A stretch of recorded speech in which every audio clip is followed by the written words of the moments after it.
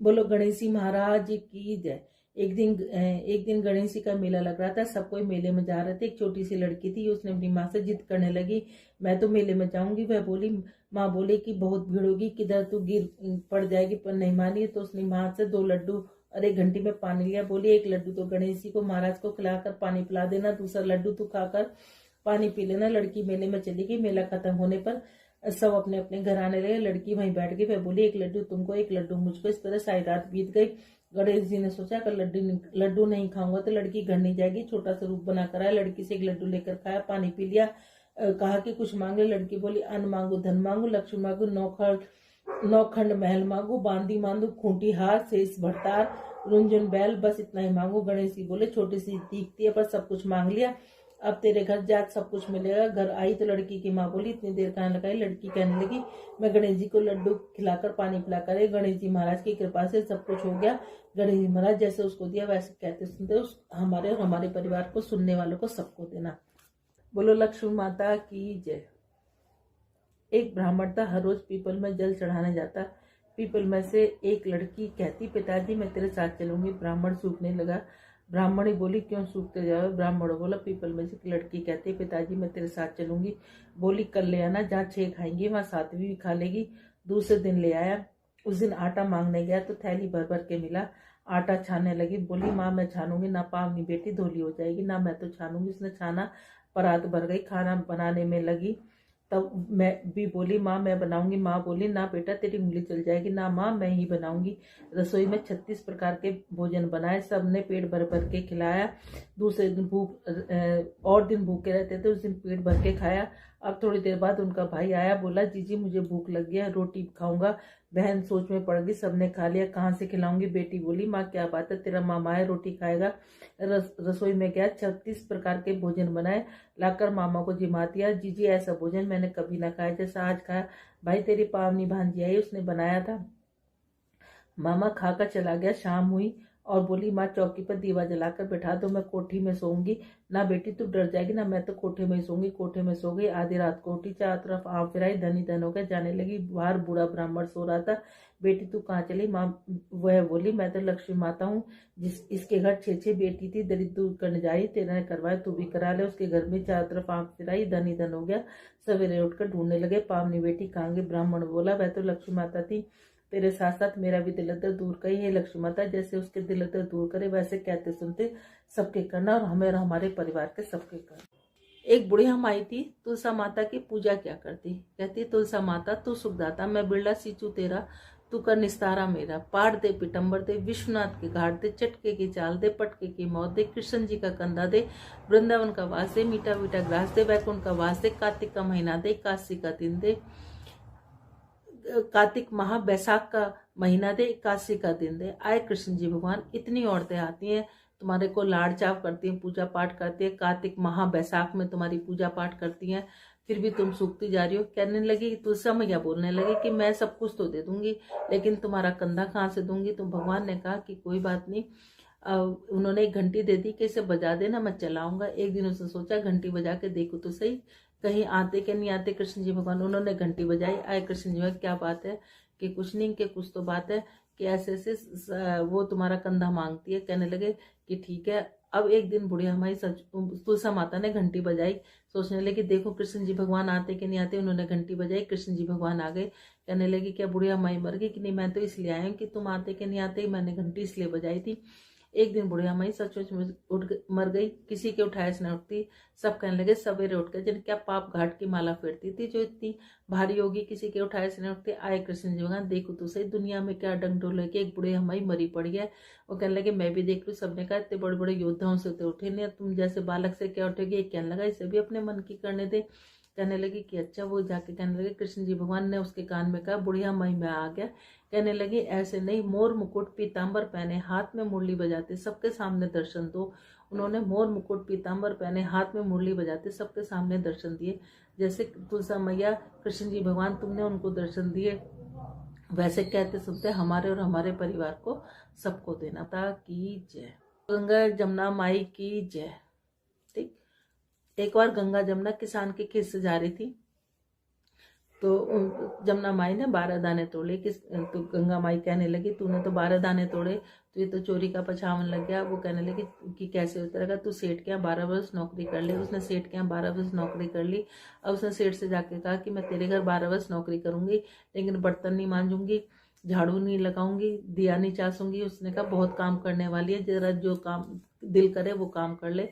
और जमुना माई वहां रहकर काम करने लगी। 12 वर्ष बाद आया गंगा का नहान, गंगा का मेला लगा बड़ा।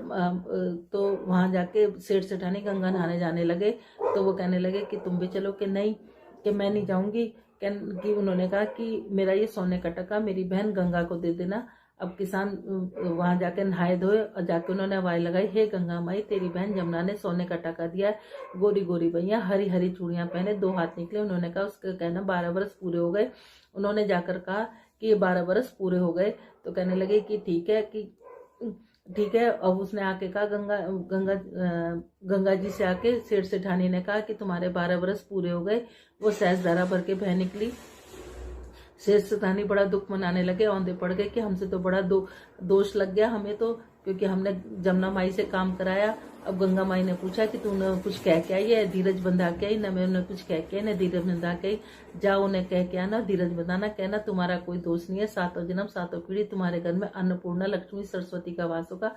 जैसे गंगा जमुना मैया तुमने उनको दिया, वैसे कहते सुनते हमें और हमारे परिवार को सबको देना। बोलो गंगा माई की जय, विष्णु भगवान की जय। 2 बहन भाई थे। बहन बृहस्पति देवता की पूजा किया करती। बृहस्पति भगवान आते, 4 लड्डू 1 चांदी का कटोरा देकर चले जाते।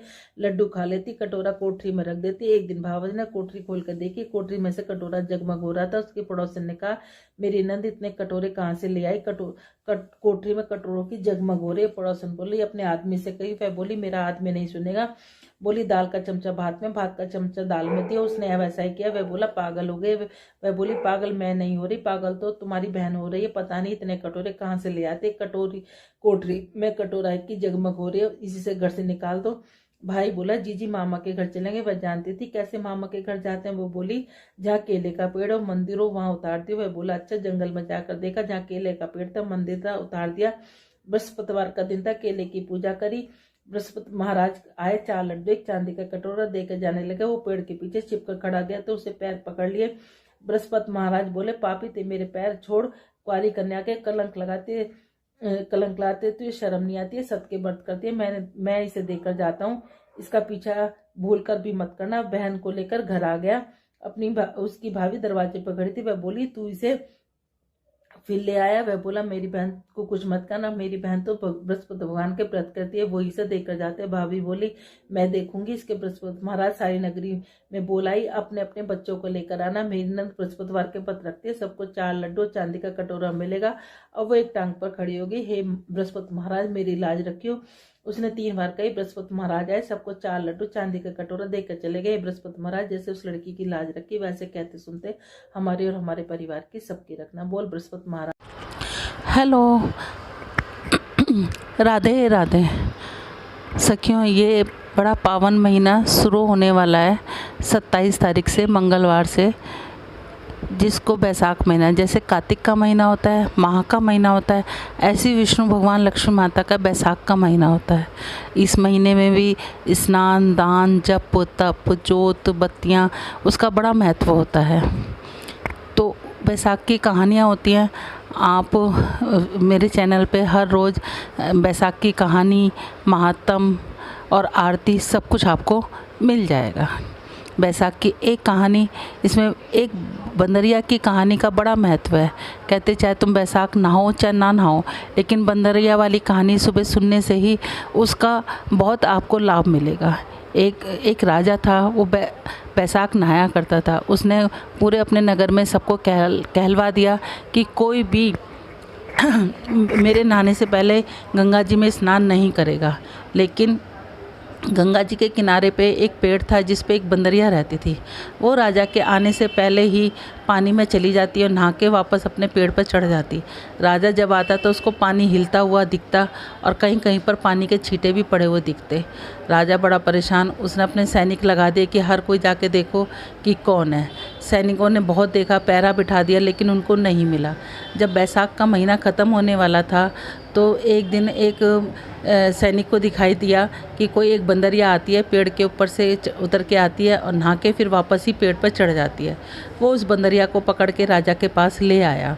राजा के पास लाने के बाद उसने कहा कि महाराज, ये बंदरिया आपके नहाने से पहले नहा लेती है। राजा ने प्रण ले रखा था कि कोई भी स्त्री जाति होगी तो अगर वो बैसाख मेरे से पहले नहा रही होगी तो मैं उससे शादी कर लूँगा। राजा ने अपने प्रण के अनुसार उस बंदरिया से शादी कर ली। बंदरिया से शादी कर ली। बैसाख नहाने के महत्व के कारण वो बंदरिया पेट से रह गई। अब वो राजा से कहने लगी कि 9 महीने बाद जब मेरे बच्चा होगा तो मैं क्या करूँगी, क्योंकि राजा के कोई संतान नहीं थी। राजा की और 2 रानियाँ थीं, वो निसंतान थीं। तो राजा ने कहा कि मैं तुम्हारे महल से और अपने वहाँ तक राज दरबार तक एक घंटी बंधवा देता हूँ, और जब वो घंटी तुम्हारे दर्द होने शुरू हैं, तुम्हारे बच्चा होना शुरू है, तो वो घंटी बजा देना। कहने लगी ठीक है। महल में रानियों ने देखा तो कहने लगी कि बंदरिया से पूछा कि ये घंटी कैसी है, कि ये घंटी राजा जी ने बंधवाई है कि इसलिए कि जो ना जब मेरे बच्चा होगा तो राजा जी आके मतलब आ जाएंगे। अब वो रानियों ने कहा एक बार बजा के देखो तो सही कि राजा जी आते कि नहीं आते। उन्होंने कहा ठीक है। रानी ने वो घंटी बजा दी। अब वो बजा दी तो राजा आ गए कि क्या हुआ। कहने लगी मैंने तो बजा के इसलिए देखी थी कि आप आते हो कि नहीं आते। अब जब उसके दर्द होने लगे तो उसने घंटी बजाई तो रानियों ने बीच में रोक लिया कि वो तो जानवर है, उसने ऐसी बजा दी होगी। राजा वापस चला गया। अब वो रानियों से पूछने लगी कि अब मेरे को दर्द हो रहा है, मैं क्या करूं। कहने लगी अपनी आंखों पे पट्टी बांध लो और अपना सिर ओखली में दे दो। उन्होंने ऐसे ही किया। बैसाख के नहाने के कारण उसको बड़ा सुंदर एक बालक लड़का पैदा हुआ। अब रानियों ने क्या करा कि वहाँ पर एक मांस के लोथड़े को घी उसके खून से लपेट के रख दिया और लड़के को ले जाकर अपनी दासी को कहा कि इसको जाके नदी के जल में प्रवाहित कर दो। अब राजा आया तो उसने कहा कि क्या हुआ। कहने लगी कुछ नहीं हुआ, बंदरिया ने एक मांस का लोथड़ा पैदा किया है। राजा कहने लगा कि जब मेरी रानियों के नहीं हुआ तो बंदरिया के कहाँ से होगा। उधर जो दासी थी वो उसको फेंकने के लिए गई, लेकिन वो बालक इतना सुंदर था कि उससे फेंका नहीं गया। वहाँ पर कोई कुम्हार मिट्टी खोद रखी थी, उसके वहाँ पर रखाई। कुम्हार कुम्हारी आई, उनके कोई वो भी नहीं संतान थी। उस बालक को देख कर उसका लालन पालन करने लगी। लेकिन बैसाख के महीने और विष्णु भगवान की कृपा से उसको अपना सब कुछ याद था कि मैं एक बंदरिया के पैदा हुआ। उसको थोड़ा थोड़ा स्मरण अपने आप ही सपने में आने लग गया था। एक बार उसने अपनी माँ से कहा कि माँ मेरे को भी हाथी घोड़े बना दो। कहने लगी ठीक है। उसने हाथी घोड़े बना के और वो पनघट पर जाकर बैठ गया जहाँ पर रानी की दासियाँ पानी भरने आती थी। कहते थे मेरे मिट्टी के हाथी घोड़े पानी पी लो। अब रानी की दासियाँ हंसने लगी, कहने लगे कहीं मिट्टी के हाथी घोड़े भी पानी पीते हैं। अब उसने कहा कि कहीं बंदरिया भी मांस का लोथड़ा देती हैं। तो अब वो समझ गई। उन्होंने रानी से जाके कहा। रानी ने उनके लिए उसके लड्डू बनवाए, जहर के लड्डू बनवाए। लेकिन विष्णु भगवान की कृपा से वो जहर के लड्डू उसके गोंदगिरी के लड्डू बन गए। अब वो कहने लगा कि माँ मुझे 108 घड़े बना के दे दो और 108 गोलियाँ दे दो। उन्होंने उसको 108 घड़े बना के दिए, 108 गोलियाँ दी। अब वो उनको ले जाके वहाँ बैठ गया और वहाँ पर गणगौर पूजने के लिए कुछ लड़कियाँ मिट्टी लेने के लिए आईं। बहुत तेज़ धूप हो रही थी तो उसकी वजह से उन्हें प्यास लगी। उन्होंने कहा हमें पानी पिला दो। वो आग जलाकर बैठ गया। कहने लगा कि मैं पानी पिलाऊंगा, पहले एक गोली खाओ और इस आग के चारों तरफ चक्कर लगाओ। कुछ ने कहा हम तो नहीं खाते, हम तो नहीं करते। कुछ कहने लगी गोली खाने में चक्कर लगाने में क्या जाता है। उन्होंने गोली खाई, चक्कर लगाए। तो जिन्होंने लगाए वो घर जाकर वो किसी को उल्टी होने लग गई, किसी को रोटी से जी ना करे। अब उनके लड़कियों के माँ बाप ने उनकी शादी निकाली तो पंडितों ने कहा कि इनकी शादी तो हो चुकी है। उन्होंने कहा नहीं। इसके बाद क्या नाम है, अब लड़कियों से पूछा गया तो लड़कियों ने कहा कि ऐसे ऐसे कुम्हार के लड़के ने हमें गोली दी और आग के चारों तरफ चक्कर काटे, हमने ऐसे ही किया तो उसके कारण हमारा जब से ऐसे हाल होने लग गया। अब वो सारे सेठ अपने लड़कियों को लेके उसकी माँ कुम्हार के घर आया और कहने लगे कि जो ना अब आप ऐसा करो कि इन्हें अपनी बहू बना लो, कहने लगी कि अच्छा। अब उसने कुम्हार ने कहा कि हम गरीब आदमी हैं। उन्होंने कहने लगे नहीं, हम अब ये लड़कियां तुम्हारे घर की बहू बनेंगी। अब उन्होंने उनको बहुत सारा धन दिया और उन लड़कियों के साथ शादी कर दी। इस तरीके से उसके 108 बहुएँ आ गई। अब उसने 108 कमरे बनवाए, सब रहने लगे। 9 महीने के बाद उसके 108 पोते हो गए। उसने कहा कि हमें इतना धन मिल गया माँ तेरे घर। राजकुमार कहने लगा हमें इतना धन मिल गया और माँ तेरे घर 108 बेटे हुए, तो ऐसे कर कि तू पूरे नगर में इस राजा के घर पे खाने के लिए भिजवा। उसने कहा ठीक है। राजा के घर पे न्योता भेजा, पूरे नगर में राजा भी आया। अब वो राजा बंदरिया को नहीं लेके आया, तो उसने कहा कि आप बंदरिया को क्यों नहीं लेके आए। उसने बीचों बीच सोने का एक सिंहासन बनवा कर उसमें गलीचा बिछवा दिया, मखमल के गलीचे बिछवा दिए। उसने कहा कि चलो बंदरिया को बुलवा लो। उन्होंने बंदरिया को बुलवा लिया। उसको बीच में बिठाकर उसने अपनी सब बहुओं को हाथों में मोहर दे के कहा कि ये मेरी जन्म देने वाली माँ है, आप सब जाओ इसको पोते दो और इनसे मोहर दो और इनको आशीर्वाद लो। अब रानियाँ समझी कि ये वो, ये रानी रूठ रूठ के जाने लगी कि हमसे ज़्यादा ये बंदरिया की आओ भगत क्यों कर रहा है। राजा ने पूछा कि ऐसा क्या है जो रानियों की और हमारी ना पूछ के तुम बंदरियों की आओ भगत कर रहे हो। तो कहने लगा कि बंदरिया मेरी जन्म देने वाली है, अगर जन्म देने वाली माँ है। अगर आपको मेरी बात गलत लग रही है तो आप ये इस दासी से पूछो। दासी ने कहा कि हाँ, ये जन्म देने वाली माँ ही है। राजा ने दोनों रानियों को वहीं छोड़ दिया और बंदरिया को एक से अपने 8 पोतों को लेकर, अपनी बहुओं को लेकर महल में आ गया। महल में आके उसने 108 महल बनवा दिए। उसके बाद वो कुम्हार के पास गया, कहने लगा कि आप चाहो तो महल में आके रह सकते हो, आप यहीं रह सकते हो। उन्हें बहुत सा धन दिया। वो कहने लगे कि हम तो यहीं रहेंगे, लेकिन फिर भी वो कभी कभी महल में आके अपने बेटे से मिलने लगे। कहते हैं बैसाख के महीने में इस कहानी को नित्य नेम सुनने से सभी की मनोरथ पूर्ण हो जाती हैं। जिनके घर बेटा ना हो, बेटा हो जाता है। इस कहानी को ज़रूर सुनना चाहिए। जैसे बंदरिया के भगवान ने बैसाख नहाने का उसको इतना फल दिया, वैसे कहते सुनते हमें और हमारे परिवार को, जो भी सुन रहा हो उसको सबको देना। बोलो विष्णु भगवान की जय।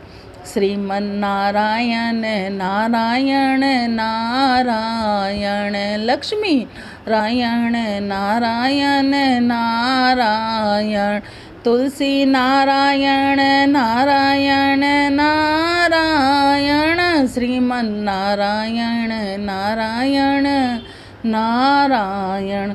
बैसाख के महीने में पीपल का सींचना, तुलसी का सींचना और सुबह सूर्य उदय से पहले नहाना, उसका महात्म कहना सुनना, जोत लगाना, इसका बड़ा ही महत्व है। अगर आप लोगों को मेरा चैनल, ये आप लोगों का चैनल है, इस पे अब आपको हर रोज़ बैसाख का महात्म, कहानियाँ, आपको सब कुछ मिलेगा। अगर आप नए हो तो सब्सक्राइब करें, पुराने हो तो बेल आइकन को जलाएं, बेल आइकन को ज़रूर दबाएं। बोलो राधे राधे।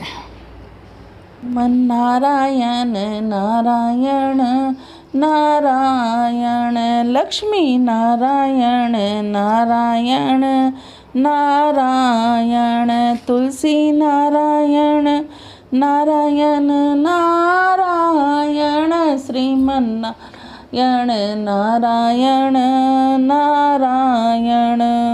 हे नाथ नारायण वासुदेवा, हे नाथ नारायण वासुदेवा, हे नाथ नारायण वासुदेवा, हे नाथ नारायण वासुदेवा, हे नाथ नारायण वासुदेवा।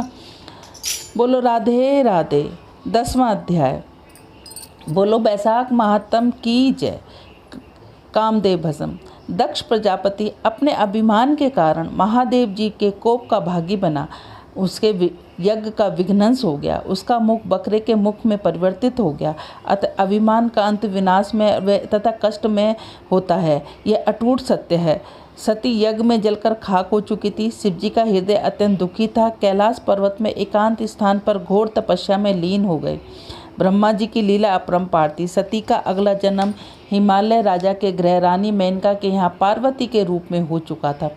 उसी युग में तारकसुर नाम का एक राक्षस उत्पन्न हुआ। उसने ब्रह्मा जी को प्रसन्न कर दिया तथा अमर होने का वरदान ब्रह्मा जी ने वरदान दे दिया, परंतु यह भी कह दिया कि तेरी मृत्यु रुद्र भगवान के पुत्र से होगी। रुद्र भगवान शंकर का प्रतिरूप है। तारकासुर प्रसन्न हो गया, क्योंकि वह सर्व विदित था कि सती राजा दक्ष के यज्ञ में जलकर खाक हो चुकी थी, अतः रुद्र का उत्पन्न होना ही असंभव है। वरदान पाकर वह निरंकुश हो गया और अब उसने ऋषि मुनि देवी देवताओं आदि को कष्ट देना प्रारंभ कर दिया। वह निर्कुंस होकर यज्ञों को विध्वंस कर देता, देवी देवता ऋषि मुनियों का रक्त बहाता, परंतु ब्रह्मा जी के वरदान के कारण मारा नहीं जाता। देवी देवता अत्यंत दुखी हृदय से ब्रह्मा जी के पास पहुँचे तथा उसने अपने दारुण दुख का सविस्तार वर्णन किया। ब्रह्मा जी ने देवी देवताओं का आश्वासन करते हुए कहा, है शंकर जी के अंश रुद्र के पुत्र द्वारा तारकासुर का विनाश होगा। देवी देवताओं ने कहा, हे संसार के निर्माता, यह कैसे संभव है? शंकर जी की अर्धांगिनी तो दक्ष प्रजापति के यज्ञ में जलकर खाक हो चुकी है। ब्रह्मा जी ने कहा, हे मुनीश्वर, आत्मा तो अमर है, केवल शरीर ही नष्ट होता है तथा पति पत्नी का संबंध जन्म जन्मांतर का है। सती का अगला जन्म हिमालय राज के घर में हो चुका है। शंकर रुद्र का पार्वती के साथ पाणी ग्रह अवश्य होगा। अतः ब्रह्मा जी ने मुनि नारद तथा कामदेव को बुलाया और ब्रह्मा जी ने नारद जी से कहा, हे वे हिमाचल के राजमहलों में जाकर उनको बताएं कि उनके प्रिय पुत्री पार्वती पिछले जन्म की यक्ष पुत्री है तथा महादेव की पत्नी सती है। कामदेव जी की आज्ञा से पार्वती के हृदय में यह भावना जागृत करें कि वह सती के दूसरे जन्म से उत्पन्न हुई है तथा इष्ट देवता कैलाश पर्वत में उनके वियोग में तपस्या में लीन है। देवता इंद्र ने भी कामदेव को बुलाया तब ब्रह्मा जी के आदेश पालन की आज्ञा दी। नारद जी ने तुरंत हिमालय नरेश को ब्रह्मा जी के संदेश का सविस्तार वर्णन किया तथा कामदेव ने पार्वती के हृदय में शिव जी के प्रति अनुराग उत्पन्न किया। कामदेव पार्वती तथा अपनी पत्नी रति सहित कैलाश पर्वत पर पहुंची। उसने वहां चारों ओर बसंत ऋतु व मोह माया का वातावरण उत्पन्न कर दिया। इसके पश्चात तपस्या में लीन शंकर भगवान के पीछे से कामबाण चला दिया। कामबाण के कारण शिव जी की तपस्या भंग हो गई, उसका मन चलायमान हो गया। उसने कामदेव रति तथा पार्वती को देखा, साथ ही वे क्रोधाग्नि से प्रज्वलित हो गए। क्रोधाग्नि के वशीभूत उनका तीसरा नेत्र मस्तक से उत्पन्न हुआ, जिसकी भीषण ज्वाला से कामदेव अपने धनुष सहित भस्म हो गया। शंकर भगवान की तपस्या भंग हो गई। उन्होंने तीसरे नेत्र से एक क्षण पार्वती को देखा, दूसरे क्षण उनका तीसरा नेत्र बंद हो गया, तपस्या में लीन हो गए। कामदेव के भस्म होते बसंत का वातावरण गायब हो गया, चारों ओर भय का वातावरण उपस्थित हो गया। यदि कामदेव भस्म हो गया परंतु उसका तीर चल चुका था। शंकर भगवान के हृदय में पार्वती की मोहनी छवि ने धर लिया। बोलो बैसाख महात्म की जय। श्रीमन नारायण नारायण नारायण, लक्ष्मी नारायण नारायण नारायण, श्रीमन नारायण नारायण नारायण। हे नाथ नारायण वासुदेवा, हे नाथ नारायण वासुदेवा, हे नाथ नारायण वासुदेवा। राधे राधे। अगर आप सब बहनों को मेरा चैनल अच्छा लगता है तो उसको लाइक करें, शेयर करें, सब्सक्राइब करें, बेल आइकॉन को ज़रूर दबाएं और इस महामारी में अपने घर में रहें, सुरक्षित रहें, अपने और अपने परिवार की सबकी रक्षा करें और साथ में जितना हो सके घर से ही भगवान का भजन करें। बोलो राधे राधे। सांवली सूरत पे मोहन दिल दीवाना हो गया, सांवली सूरत पे मोहन, एक तो तेरे नैन तिरछे, दूसरा काजल लगा, तीसरा नजरे मिलाना, दिल दीवाना हो गया, सांवली सूरत पे मोहन दिल दीवाना हो गया, एक तो तेरे होठ पतले, दूसरा लाली लगी, तीसरा तेरा मुस्कुराना, दिल दीवाना हो गया,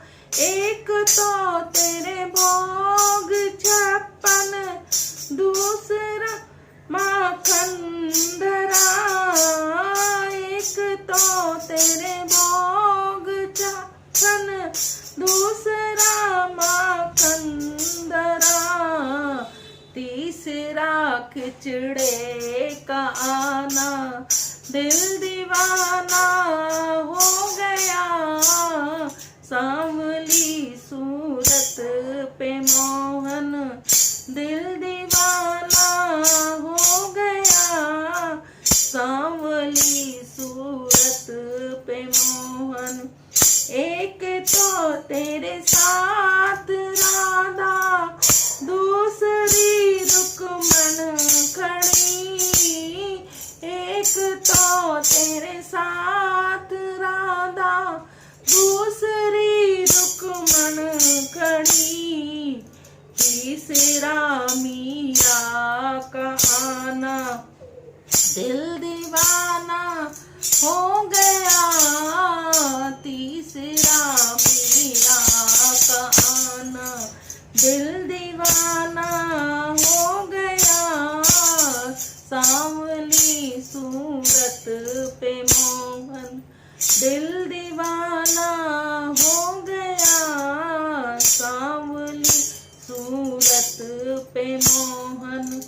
एक तो तुम देवता हो, दूसरे प्रियतम मेरे, एक तो तुम देवता हो, दूसरे प्रियतम मेरे, तीसरा सपनों में आना, दिल दीवाना हो गया, सांवली सूरत पे मोहन, दिल दीवाना हो गया, सांवली सूरत पे मोहन, दिल दीवाना हो गया, सांवली सूरत पे मोहन।